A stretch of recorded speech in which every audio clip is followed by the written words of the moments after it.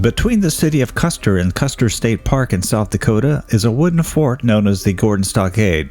It was built by white settlers in 1874, the same year of General George Custer's famous Black Hills expedition. Because this land was reserved by treaty for Native American tribes, white settlers and gold seekers were forbidden from entering, but they did anyway. Sarah and I visited the site in the summer of 2022. I'm always disappointed to learn that things are replicas, and this is one of those instances.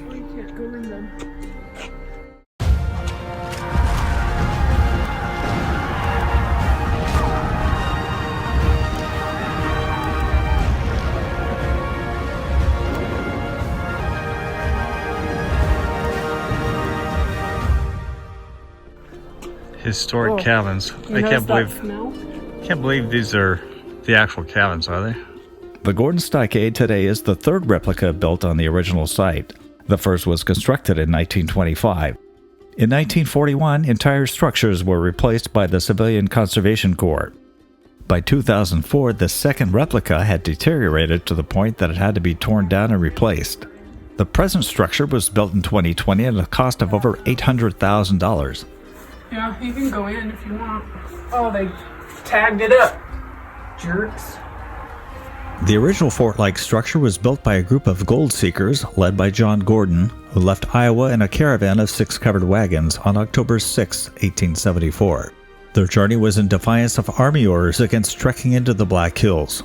Because the Army was spread too thin to keep out all intruders into the Black Hills, it would be a while until they were discovered. The Iowans of the Gordon, or Russell Collins Party, arrived 4 days before Christmas in 1874. The group of 26 men, 1 woman, and her son needed a safe place to live from unfriendly Indians. For several weeks, they labored to build the stockade out of ponderosa pines and 7 cabins within its walls. 10 members of the original party posed for this photo. Tom Quinter, seen here in the back row far left, told of his experiences at the Gordon Stockade to his niece, famed author Laura Ingalls Wilder. She wrote, "They had been traveling 78 days when they made their last camp on French Creek. Here they cut pine logs from the hills and built a stockade 80 feet square. They chopped the logs 13 feet long and set them upright, tightly together, sinking the bottom ends 3 feet deep into the ground. It was hard digging, the ground being frozen. The group lived through the bleak dark days by shooting game for food, trapping furs for warmth, and in the spring they found gold.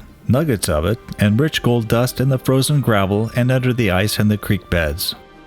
All would have been well if the Indians had not attacked them. Their fort kept them safe from the arrows, but the Indians gave every evidence of a plan to starve them to death by keeping them from hunting. So they cut down rations and tightened their belts to hang on as long as they could before resorting to killing and butchering the oxen team." The woman in the group, Anna Donna Talent, was a schoolteacher and the wife of attorney David Talent. Their 10-year-old son, Robert, was also a part of the Gordon Party. Annie was reportedly the first white woman to enter the Black Hills and the first to be kicked out. With the stockade finished, men set out to prospect for gold with meager results. Cold and unable to find much gold, 6 party members deserted the stockade in March 1875. The Army captured them and forced them to reveal the location of the stockade. Captain John Mix and his 2nd Cavalry Company found the stockade on April 5, 1875, and escorted the entire party to Fort Laramie. Ironically, many of the intruders were not charged with any crime and returned in future months to continue their search for gold.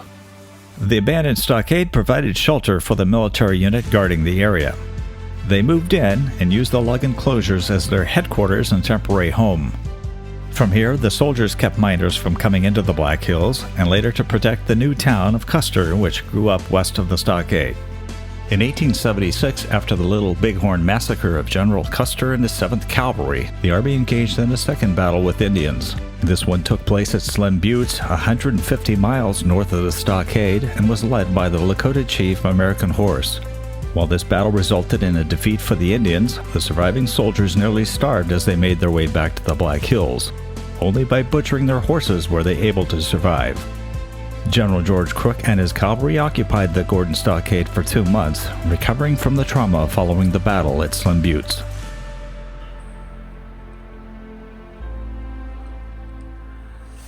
Let me show you that they've cut these notches into the logs on the fort. I guess probably so you could shoot your gun out there, shoot the Indians who were trying to protect their own land. The Talent family spent a year in Cheyenne, Wyoming, where Annie had a brief encounter with Wild Bill Hickok.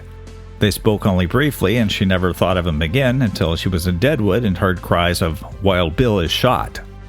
Annie died on February 13, 1901 in Sturgis, South Dakota. She was buried in the Bluff City Cemetery in Elgin, Illinois. Today, near the site of the Gordon Stockade, you will find this tall stone obelisk monument in memory of the intrepid Donna Talent.